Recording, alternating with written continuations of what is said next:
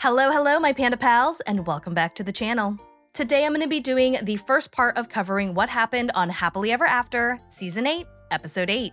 On today's docket, we have Nicole and Mahmoud, Rob and Sophie, and Loren and Alexei.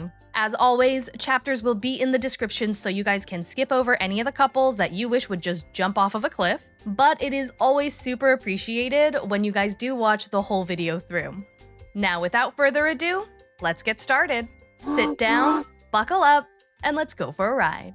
I'm gonna start off with Loren and Alexei because nothing really seems to happen to them, and I'm not super invested or interested in their story, so let's just get them out of the way. Last episode, Alexei fails to convince Loren to give up on her mommy makeover, and he begrudgingly tells her that of course he's gonna support her. Loren is getting ready for her surgery, and she's super nervous because it is a major surgery, and she's gonna be going away from her kids for a few days afterwards so that she can recover in a hotel alone. I have a role and responsibility to be their mama first, but I want to look my best so I feel my best, and that's what I want them to see. Loren is emotional and crying because she won't be able to pick up her kids for a few months or care for them as substantially as she has been doing during the months that she's healing. Alexei comes home, blows his nose in the bathroom, and realizes that there are no hand towels. And he goes to Loren and says, "Where are the hand towels?" And Loren is like, "Bro, how do you not know where the hand towels are? You're gonna need to know where this stuff is because it's about to be your responsibility soon to do everything around the house." Alexei says, "It's fine. Our house is small. I can find things if I need to. And besides, it's not like you're not gonna be in the house. You're gonna be in this bedroom. If I really can't find something, I will just ask you where it is."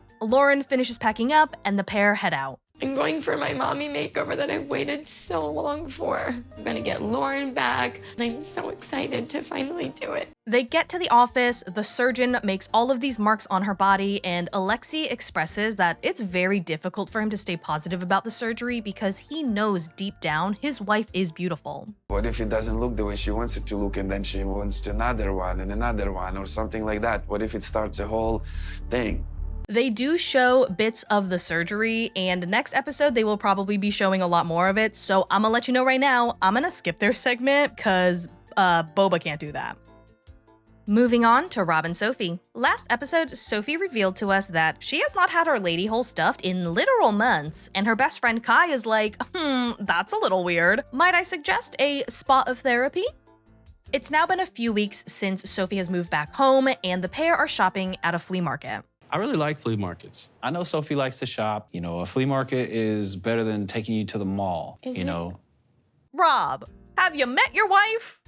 Ooh, quick story time. This reminds me of a girl I used to know. We used to be friends, and then she turned out to be crazy, so we are not friends anymore. Anyway, her husband told her that for her birthday, he was gonna take her on a shopping spree. And she was super excited because her husband does come from money, but he is cheap. Like, "You still owe me 50 cents for the 2 Advil I gave you, cheap." So she thought, oh, it's my birthday, it's a special occasion, so he's gonna buy me designer. So obviously, this girl is crushed when he pulls up at the local Goodwill. Now, I am not ragging on thrifting, I love thrifting, but she's a terrible friend and I don't like her. So this felt like her getting a little bit of her comeuppance, and I am a-okay reveling in that. Schadenfreude, bitch. They get to a stand of crystal necklaces, and Sophie points to a purple one and says, "Ooh, this one's pretty." And the owner, Doug, says that the crystals draw people towards them, and that particular crystal is amethyst, which is best used for insight and clairvoyance. You got that urge, you think something's going on, that's clairvoyance. Oh, okay. Sophie goes on to say that sometimes she does have dreams and they will come true the next day. And Doug is like, "That's great. That means that your third eye is open and active." See, I be knowing things. And you always listen to them. It's your conscience saying, hey, something's going on here. Sophie tells us that she has definitely experienced moments of clairvoyance before because she had a dream that Rob cheated on her, and then he did. I don't know if I would classify that as clairvoyance because I feel like anyone would have seen Rob's unfaithfulness coming from a mile away. Chances are Rob was exhibiting some super suspicious and shady behavior, and then those fears manifested in her dreams. So it feels less like clairvoyance and more like intuition. Do you even know what that meant before today? I knew that I was something. I just didn't know the word for it. Paranoid. I don't think- Paranoid is a word. Oh my god. Rob, you cannot call her paranoid for dreaming that you cheated on her when you were actually cheating on her. That is not paranoia, my man. That is facts. Sophie asks this complete stranger, who conveniently is also a life coach, what would help with relationship issues, and the two bicker for a bit, and Doug kind of calls Sophie out a bit. We bicker constantly. You don't listen or understand. Don't say, you do not do this, you do not do that. Yeah. Because you're throwing a negative at it. I kind of agree with Doug. Listen, Rob is a human dumpster, but Sophie is the raccoon that's digging inside there. If she refuses to leave Rob no matter what he does, and she wants a snowball's chance in hell at transforming him into any semblance of the man that she wants, she's gonna have to start changing up her tactics a bit. So maybe it's time to start listening to Doug and try something other than telling Rob all of the reasons why he sucks so hard every minute of every day. I know that's hard because it's Rob, but you gotta try because nothing is gonna change if you keep doing the same things that have not been working over and over again. Sophie is back home by herself and she's doing her best to keep things tidy to show Rob that she is putting in an effort. I don't hate cleaning. I just hate being told to clean. I just feel like I'm a grown adult. No one should tell me to clean, except my mom, but like no one else. I mean, if you clean, no one would have to tell you to clean. Your age has nothing to do with this. We don't tell children to clean because they're children. We tell them to clean because it's messy. Sophie gives her mom a call, and quick side note, in this one frame, I swear, Sophie's mom looks like a blobfish. Just in this frame, but seriously, look at the resemblance. She tells her mother that she did move back in with Rob a few weeks ago, and both of them have agreed to go see a couples therapist together. Claire tells her that therapy will only work if there is consistency and honesty, and Rob has issues with being honest. She then asks Sophie if there's been anything weird that has gone on since moving back home. The other day, we was on the bed. It sounded like a phone was vibrating, like calling, but it wasn't my phone and it wasn't his phone. Sophie goes on to say that after feeling this mysterious phone vibration that was not coming from her or Rob's phone, she heard Rob's voicemail come on the speakers, but Rob's phone was on airplane mode and his Bluetooth was off. It's your phone. I don't know whose phone that is. It's not her phone. Claire's mom says that all guys who cheat have a hoe phone. Now, I don't know if Rob has a hoe phone, but whatever was vibrating in that room for this scene was not his hoe phone.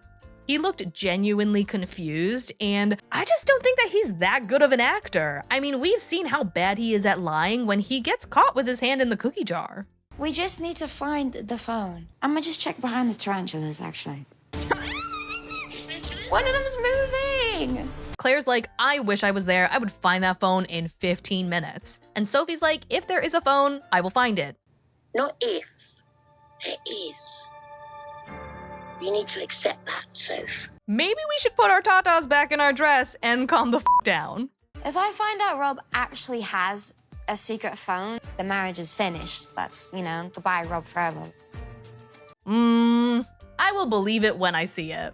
Last but not least, we have Nicole and Mahmoud. Last episode, Nicole fails to reconcile things with Mahmoud because she literally has zero active listening skills. Mahmoud is now wandering the streets of LA alone with no phone and nary a plan. I'm gonna go after Mahmoud because this is a crime-ridden city. It's very dangerous, and I don't want him out there on the streets late at night. What do you mean? You told him, get out of my apartment, and then he did. You gotta pick a side. Like, I understand that you can love and hate the same person, but could you maybe try not to go back and forth flipping between the two every 5 seconds? Cause that's a little crazy. When Mahmoud came back, he refused to talk it out, and the only thing he says to me is, I want a divorce. And then he storms off. That's what you think happened? Damn, Nicole is very good at painting herself as the victim. I feel like you can't claim to be worried about him if it was you who told him to get out 5 seconds ago. Especially considering the fact that this same thing happened 24 hours ago. You kicked him out and then you claimed you were so worried about his well-being. You can't throw someone into a pot of boiling water and then claim to be so freaking worried that they're gonna get burned. Like, that is some Claudine Blanchard shit. Nicole drives around until she spots him, and she gets out of the car and tries to wrangle him into the car, talking to him like he's a child who's throwing an unnecessary tantrum instead of like an adult whom she has been emotionally abusing for the past 72 hours. Get in the car. Come on. Get in the car. Come on. I don't want to like... Get in the car. No, I'm not going to stop. Get the bag in the car, Mahmoud. I'm sorry, but if I was Mahmoud, I would be like, "Oh, Allah, please forgive me, but I gotta punch this bitch." And then I would. There is no religion that I could possibly be devoted enough to that would keep me from pushing this "see you next Tuesday" right into oncoming traffic. Mahmoud tells us that he is super confused because Nicole yelled at him to get out of her apartment and then immediately came to find him to yell at him for getting out of her apartment. Mahmoud does end up getting in the car because he just doesn't know what else to do. Mahmoud, you can't do that anymore. I just don't know why you always gotta run away. Oh my god, I feel like I'm being gaslit here. What is going on? Nicole and Mahmoud are parked in the garage and they have an argument in the car where Nicole puts all of the blame on him. Talk to me. You asked me to go. You told me you want a divorce, Mahmoud. What am I supposed to do? You won't meet my friends. You won't do anything. This whole time, Mahmoud is crying, and again, I am not his biggest fan. We do not align on many things, but he is still a human who is trying, and Nicole is being really terrible. Remember, he has only been here for 3 days, and he took a 15+ hour flight. Nicole has crawled up his butt to tell him every moment of every day that he is terrible and proceeds to give him no room to try and adjust. Mahmoud asks Nicole to leave the car and give him a few moments to himself so that he can collect himself and his thoughts. When Mahmoud starts breaking down, I feel like I can actually reach him on an emotional level at this point. No, you cannot. In order for you to connect with someone on an emotional level, you need to carry some semblance of emotional intelligence. And you have zero. Like nada, zilch. You are like emotions, who is she? But real talk, if you want to connect on an emotional level with someone else, you need to be aware of your own emotions and how to manage them, because if you cannot do that for yourself, you won't be able to recognize, understand, or empathize with the emotions of the people around you. The two get back inside the apartment and Nicole makes Mahmoud some tea while she orders him to go into the bedroom. She tells us that she is mad and frustrated as hell, but she still loves him, so she's gonna move past her anger so that she can calm down and figure out next steps. They go on to have another argument, which honestly just kind of pissed me off because Nicole keeps putting all of the blame on Mahmoud without an ounce of empathy. Why you have to take off like that? You asked for that. You told me you wanted a divorce. Yeah, and you come with your friend to fight with me? No, they wanted to meet you. It is so freaking aggravating to hear her keep complaining about how he left after she told him to leave, as if it's some deep wound that he intentionally cut into her soul. Also, you did not bring your friends over because they wanted to meet him. You brought them over to try and show them proof of your claims that he treats you terribly, which is why you got so pissed off when he was being polite, because that's what you do when company comes over. You are insane. Mahmoud says that he thinks Nicole felt like he was controlling her when she was in Egypt, so now that he's in America, she's kind of acting this way to show that they are in America now and she has all the power. Last 4 years I've tried extremely hard. I tried to do everything, and I never saw the same on your side. It's been 3 days. Mahmoud says that he has changed, but right now he just feels so hurt and disrespected and a severe lack of love from her. Mahmoud said that he would give his best effort, and then he just kind of went right back to the way he was. Again, it has only been 3 days. Nicole says that they should take some time to themselves because they cannot sustain fighting every day like this, and Mahmoud says that he's gonna stay in the apartment for a few days and then decide whether he's gonna stay in America or head back home to Egypt. So it's fine, you can stay here until you can figure out what your plan is or what it is that you want to do with your life. okay? I hate how she's saying you need to figure out what you want to do with your life because, again, she's just putting the onus on him. If he decides that Nicole's new personality is no bueno for him and he goes back to Egypt, then he's gonna be at fault for the relationship failing. What is even more frustrating is that Nicole isn't actually focused on making the marriage work. She is just focused on making Mahmoud suffer the exact same way she did while she was in Egypt. I don't super understand people who think this way. The people who are like, I suffered, so it's only fair that you suffer this way too. Because for me, I'm very much in the camp of, I suffered and I know how much that sucked. I would never want you to go through that suffering if you don't have to. Nicole knows how hard it is to assimilate to a different culture. It was so unbearable that she moved back to America. Now she has the opportunity to bring Mahmoud to America and try and find a way to blend their two cultures together. Why would you focus so much on making him have as difficult a time as you did when you have the choice to try and find a solution that makes both of you happy?